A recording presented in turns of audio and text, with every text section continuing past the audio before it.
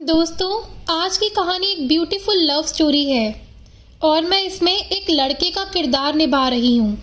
चलिए कहानी की शुरुआत करते हैं। मेरा नाम राहुल है। आज मैं आपको अपनी कहानी बताने वाला हूँ। मैं करीब 10 साल से एक लड़की को प्यार करता हूँ, निधि को। निधि मेरे घर के पड़ोस में ही रहती है। मुझे उससे पहली नज़र में ही प्यार हो गया था। वो मेरे उस समय का प्यार है जब मैं ये भी नहीं जानता था कि प्यार होता क्या है। मेरे कपड़े का बिजनेस है, काफ़ी अच्छा है। मेरी और कोई भी इच्छा नहीं है सिवाय निधि को अपनी ज़िंदगी में लाने की। हम दोनों अभी तो बहुत अच्छे दोस्त हैं। निधि मुझसे सारी बातें शेयर करती है। अभी तक मैं उससे प्यार का इजहार नहीं किया है। निधि का एक सपना है कि उसे मुंबई जाकर एक एक्ट्रेस बनना है, फिल्मों या टीवी में। इसीलिए मैंने उसका सपना पूरा करने के लिए उसकी मदद की, उसके घर वालों को मनाया और उसे मुंबई भी मैं छोड़कर आया। निधि के पापा उसके बचपन में ही चल बसे थे। उसकी मम्मी के साथ वो अपने मामा के यहाँ रहती है। निधि को उस समय बहुत शौक लगा था। कुछ दिनों तक वो बोल भी नहीं रही थी, मामा को पापा कह रही थी। उस समय से उनका परिवार निकल गया। अब मैं चाहता हूँ कि निधि अपना सपना पूरा करे, इसलिए मैं भी उसकी मदद कर रहा हूँ, लेकिन शायद उतना आसान भी नहीं था। निधि 3 सालों से मुंबई में है। मैं उससे बात करता रहता हूँ, कभी कभी मिल भी आता हूँ। मेरे दोस्त मुझे कहते हैं कि मैं निधि को प्रपोज कर दूँ। ऐसा बहुत बार उनके कहने पर एक रात मैंने निधि को प्रपोज किया। निधि को फ़ोन किया तो उसने वहाँ से कहा, राहुल कहाँ हो तुम? मैंने कहा, निधि मैं राहुल अभी घर पर हूँ। वो बोली, घर? मुझे यहाँ एयरपोर्ट छोड़ दिया? मुझे कुछ समझ नहीं आया। मैंने बोला, निधि मैं राहुल। वो फिर बोली, हाँ बोलो। मैंने बोला कि मुझे तुम्हें कुछ कहना है।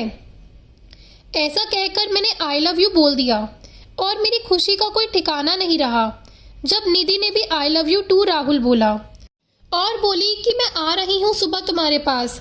सुबह वो भी आई और साथ में उसकी माँ और मामा भी शादी की बात करने।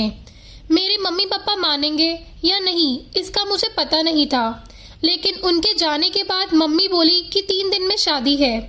मैंने बोला, इतनी जल्दी? मम्मी का मुंह थोड़ा उतरा हुआ था। वो बोली, ये सब तुम्हें पहले सोचना था, अब तो जल्दी करनी पड़ेगी ना।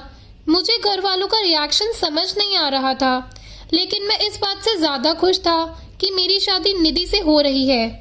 जल्दी में क्यों हो रही है पता नहीं, इसका मुझे पता नहीं था, लेकिन मैंने मना नहीं किया। शादी को भी 3 दिन थे। मुझे निधि की आंखों में अलग सा प्यार दिखाई दे रहा था। ऐसा मैंने पहले नहीं देखा था। हमारी शादी हो गई। शादी की पहली रात सुहाग रात। मुझे यकीन नहीं हो रहा था कि यह सब सच है। निधि बिस्तर पर थी। मेरे कमरे का दरवाज़ा लगाते ही वो उठकर मेरे पास आई। निधि ने आकर मुझसे कहा, तुम्हें किसी ने कुछ बताया तो नहीं? मैंने कहा, क्या? निधि बोली, मैंने ही मना किया था कि तुम्हें नहीं बताए। मैं खुद तुम्हें आज बताना चाहती थी। और फिर उसने जो बताया वो सुनकर मेरे सर पर आसमान गिर गया। वो बोली कि वो प्रेग्नेंट है और बच्चा मेरा है। यह बोलते वक्त उसकी आंखों में आंसू थे। यह बोलकर वो मेरे गले लग गई। लेकिन ये कैसे हो सकता है? यह पहली बार था जब हम लोग गले लग रहे थे, तो यह बच्चा मेरा कैसे हो सकता है? और निधि मुझसे झूठ क्यों बोल रही है? उस रात को निधि मेरे कंधे पर सोई और न जाने क्या क्या बातें कर रही थी, पर मेरा तो बुरा हाल था। अब मुझे समझ आया कि यह शादी इतनी जल्दी में क्यों हो गई, क्योंकि निधि ने सभी को यह बताया था कि यह बच्चा मेरा है। इसीलिए घर वालों ने शादी के लिए इतनी जल्दी में हाँ कहा। मेरा प्यार निधि के लिए बहुत था। अब मुझे ऐसा लग रहा था कि मैं बेवकूफ़ बन गया, पर निधि जब भी ये बोलती उसकी आंखों में सच्चाई ही रहती। बार बार ये भी कहती कि वो मुझसे बहुत प्यार करती है और वो खुश भी बहुत थी। मैंने ये सब 2 महीने तक देखा। इस दौरान मेरे मन में न जाने क्या क्या चल रहा था। फिर एक रात मैंने निधि को कहा कि निधि ये सब क्या है? ये बच्चा किसका है? वो बोली, राहुल क्या मजाक कर रहे हो? मैंने बोला, निधि तुम मुझे सच बता दो, मैं तुमसे प्यार करता हूँ। ये बच्चा किसका है? मैं इस बच्चे को अपना लूंगा। वो रोने लगी, बोली क्या बोल रहे हो तुम? मुझे ऐसा समझते हो? क्या कहना चाहते हो? ये तुम्हारा नहीं है? उस रात मेरे सब्र का बांध टूट गया और मैंने निधि को घर से जाने को कह दिया। निधि उसी समय अपने घर रोते हुए चली गई। हमारे घरों में ये बात पता चल गई थी। निधि मेरे प्यार का फायदा उठा रही थी। फिर एक दिन जब निधि अपने घर वालों के साथ डॉक्टर के पास गई थी, तब एक औरत 55 साल की निधि का पता पूछने मेरी दुकान पर आई। मैंने बोला वो उसका घर है, पर अभी वो है नहीं। मैंने उससे पूछा आपको क्या काम है? वो बोली कि निधि उस रात एयरपोर्ट से उस दुर्घटना के बाद अचानक से चली गई। मैं पूछना चाहती थी कि वो ठीक तो है ना? मैंने पूछा कैसी दुर्घटना? वो बोली एक्सीडेंट मेरे बेटे राहुल का। मैंने पूछा राहुल? वो बोली हाँ, मेरा बेटा राहुल और निधि एक दूसरे से प्यार करते थे, दोनों शादी करने वाले थे। निधि के साथ मैं और राहुल निधि के घर आ ही रहे थे कि रोड क्रॉस करते वक्त मुझे बचाने के लिए मेरा बेटा एक बड़ी बस के नीचे आकर चल बसा। एक्सीडेंट इतना भयानक था कि वो उसी समय चल बसा।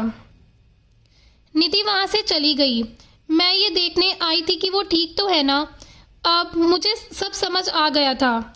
निधि जिससे प्यार करती थी उसका नाम भी राहुल था और उसकी आंखों के आगे वो चला गया। इस बात से उसको इतना सदमा लगा कि वो इसे मानने को तैयार ही नहीं है। वो इस समय सदमे में है और मुझे ही राहुल मान रही है, जैसे बचपन में अपने मामा को पापा मान रही थी। इसीलिए उसकी आंखों में सच्चाई दिखाई दे रही थी। मैंने भी ठीक उसी समय उसे फोन किया था और प्रपोज किया था, इसीलिए वो इस तरह से बात कर रही थी। उसकी आंखों में जो प्यार है वो इस राहुल के लिए नहीं, बल्कि उस राहुल के लिए है। मैंने उन्हें निधि से मिलने नहीं दिया और उन्हें कहा कि आप जाइए, मैं उसका पति हूँ, मैं उसका ख्याल रख लूँगा। मैं नहीं चाहता कि निधि को सब याद आ जाए। निधि जब घर आई तो मैं उसके पास वापस गया। मैंने बोला निधि सॉरी। वो रोने लगी, बोली तुम्हें इस हालत में मुझे खुश रखना चाहिए और तुम मुझे रुला रहे हो। उसको रोता देखकर मुझे भी रोना आ गया। निधि की इस हालत पर मुझे समझ नहीं आ रहा था कि मैं क्या करूं। निधि को मैं झूठ कह रहा था, लेकिन मुझे ये नहीं पता था कि वो सच को मान नहीं रही है। मैंने निधि को मनाया और अपने साथ वापस ले आया। अब मैं उसे अकेला नहीं छोड़ सकता था। मैं जानता हूँ वो मुझसे नहीं, उस राहुल से प्यार करती थी, लेकिन मैं तो उससे प्यार करता हूँ और अभी उसे इस हालत में अकेला नहीं छोड़ सकता। निधि भी मेरी है और उसका बच्चा भी। अब बस मैं चाहता हूँ निधि खुश रहे। आगे क्या करना है, कैसे उसे इससे बाहर निकालना होगा, यह सोचने का विषय है। पर मुझे विश्वास है मेरा प्यार निधि को कुछ नहीं होने देगा। दोस्तों, अगर आपको ये कहानी पसंद आई हो तो प्लीज़ लाइक करना और चैनल को सब्सक्राइब करना। धन्यवाद।